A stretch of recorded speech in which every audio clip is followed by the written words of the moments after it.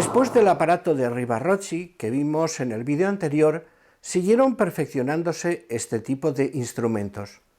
Por un lado, mejoró el brazalete y el manguito compresor, así como el indicador de las variaciones de la pulsación arterial en el curso de las compresiones y descompresiones.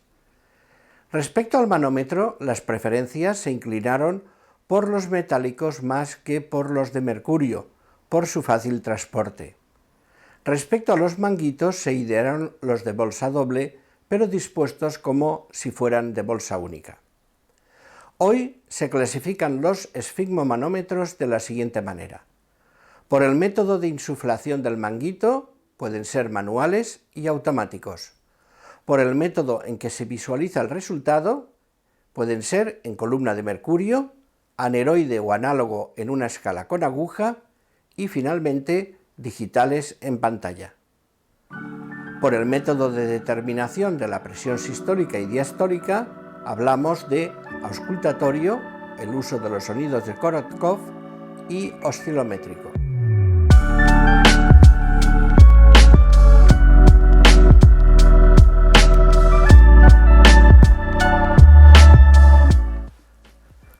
Método oscilométrico. El oscilómetro de Paschen.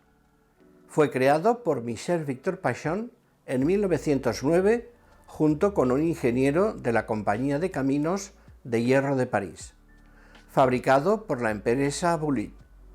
Las oscilaciones de la presión en la arteria debajo del manguito se transfieren a un aneroide en la carcasa hermética del oscilómetro metálico.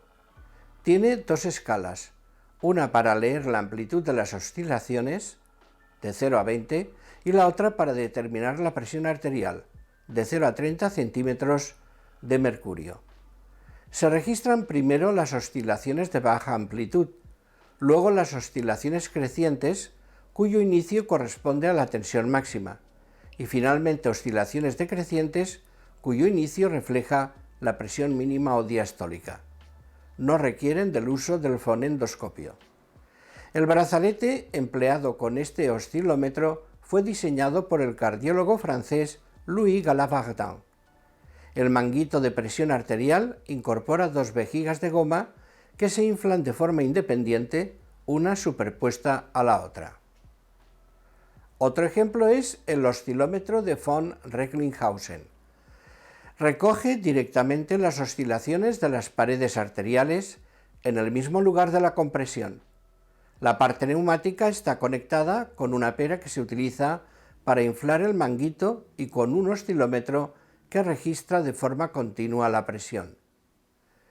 Se abre ligeramente la válvula y al descomprimirse el manguito, en el momento de aparecer las primeras oscilaciones evidentes, se lee la presión sistólica. Siguen las oscilaciones crecientes y al presentarse la primera oscilación decreciente, se lee la presión arterial diastólica. Para finalizar, se abre completamente la válvula de la pera de goma y se desinfla el manguito.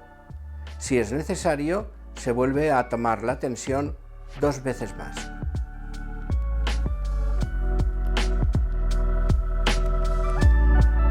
Antes no hemos hablado del método palpatorio.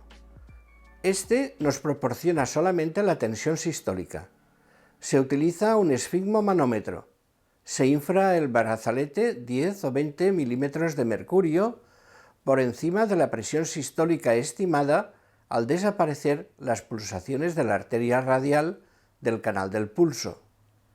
Después se va desinflando poco a poco el brazalete o manguito hasta que aparece el pulso radial. El valor que se lee en ese momento a través del manómetro es el correspondiente a la presión arterial sistólica.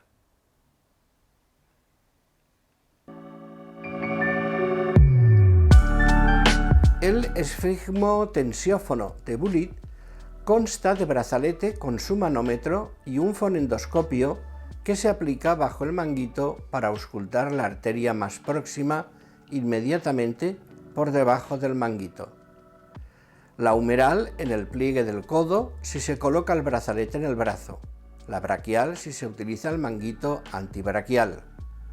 Con el fonendoscopio sobre la arteria braquial, debajo del manguito, Se insufla aire hasta el nivel máximo.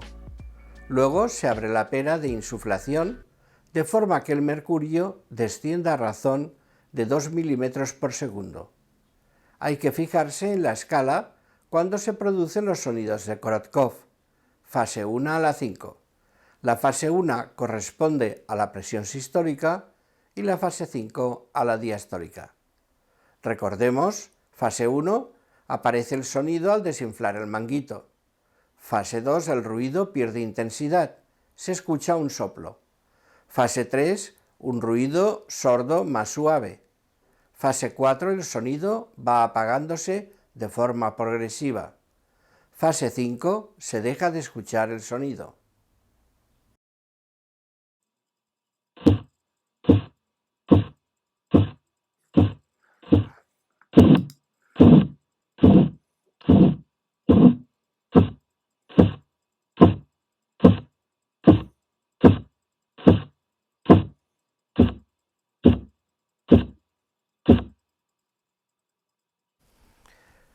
Esfigmógrafos automáticos.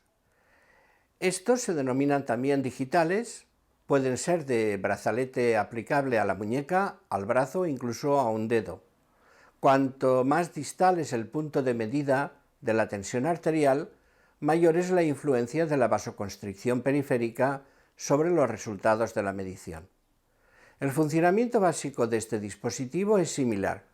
Posee su brazalete y su manómetro. A veces incorpora un compresor eléctrico para inflar el brazalete. Contienen también una pequeña computadora que dispone de memoria y reloj.